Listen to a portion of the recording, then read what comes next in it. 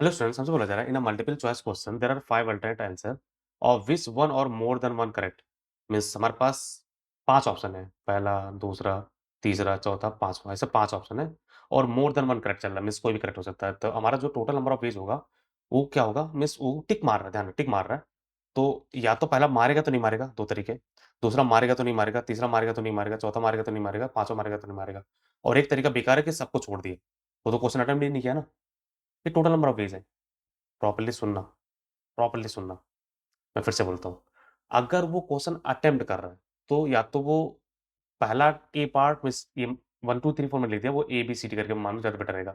ए part या तो लगाया तो नहीं लगाया, तो 2 तरीके। बी पार्ट है तो लगाया नहीं तो रहेगा, 2 तरीके। ई पा मतलब सी पार्ट लगाया तो नहीं लगाया, डी पार्ट लगाया नहीं तो लगाया, ई पार्ट लगाया तो नहीं लगाया। सबके 2 तरीके हैं, तो हमारे पास 32 तरीके तो ये टोटल है।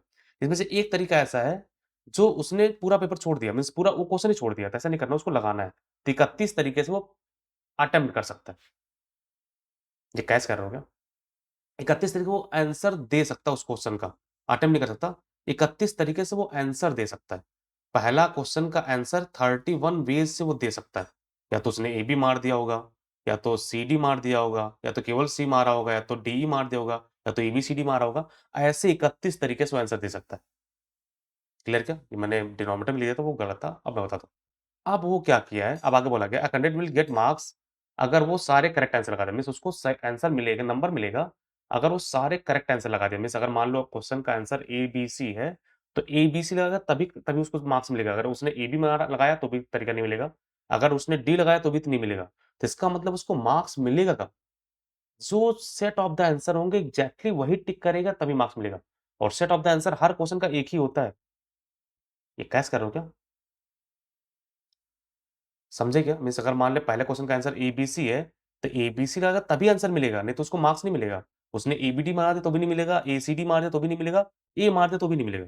तो एक ही तरीके से उसको मार्क्स मिलने वाला है, जब वो करेक्ट मारेगा। क्लियर है? अब आगे पढ़ता हूँ। If you decide to tick the answer at random, in how many ways chances would be allowed so the probability of getting marks on the question exceed 1/8। Means उसको मार्क्स मिलने का जो प्रोबेबिलिटी है वो हमेशा 1/8 से बड़ा हो। है ना?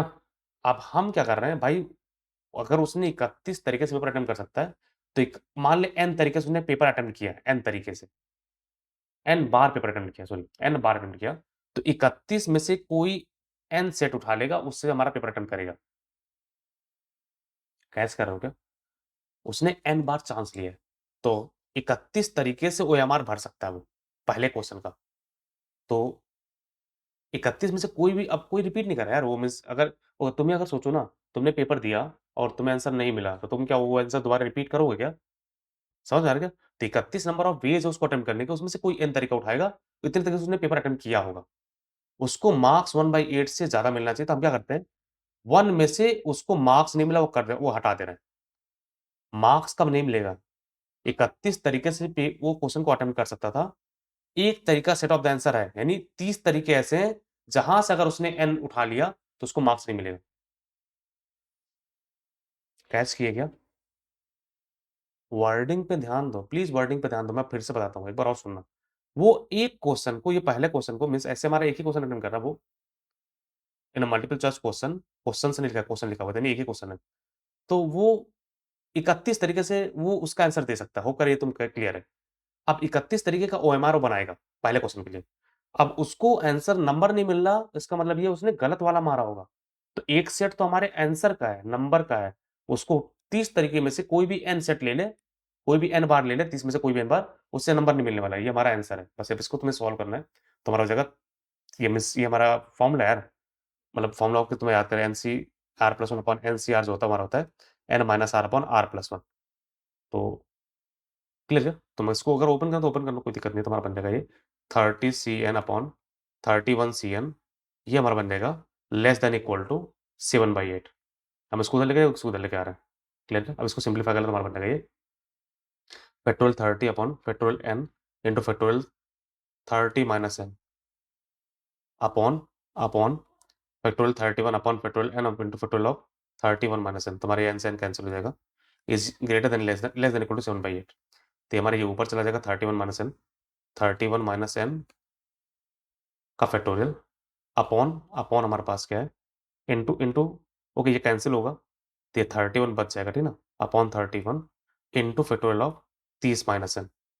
अब 30 में से n घटा रहे हो, 31 में से n घटा रहे हो, तो क्लियरली हमारे 31 माइनस मीन्स ऐसे यार, 31 में से तुम 5 घटाओगे और 30 में से 5 घटाओगे तो हमारा ये बड़ा होगा, क्लियरली बड़ा होगा, तुम्हारा 31 माइनस n रह जाएगा, तो ऊपर हमारा जाएगा 31 minus n upon 31 less than equal to 7/8। Properly देख लिया, मिस हो सकता है मैंने कहीं पर मैं कैलकुलेशन गलती की है, चेक कर लो फिर से। 30 factorial 30 upon factorial upon 30 minus n upon 31 upon factorial upon 31 minus n, तुम्हारा n कैंसिल हो गया, 30 से 31 कैंसिल होगा, 31 यहाँ पर आ जाएगा, ये ऊपर गया। अब 31 माइनस n मिस इसको तुम ऐसे मतलब n का वैल्यू मान लो 5 है, तो हमारे पास ये हमारा बचा 26 है ना, और यहाँ पर बचा 25, तो हमारा एक बच जाएगा, तो 26 रह जाएगा, पहला टर्म बच जाएगा, ठीक ना?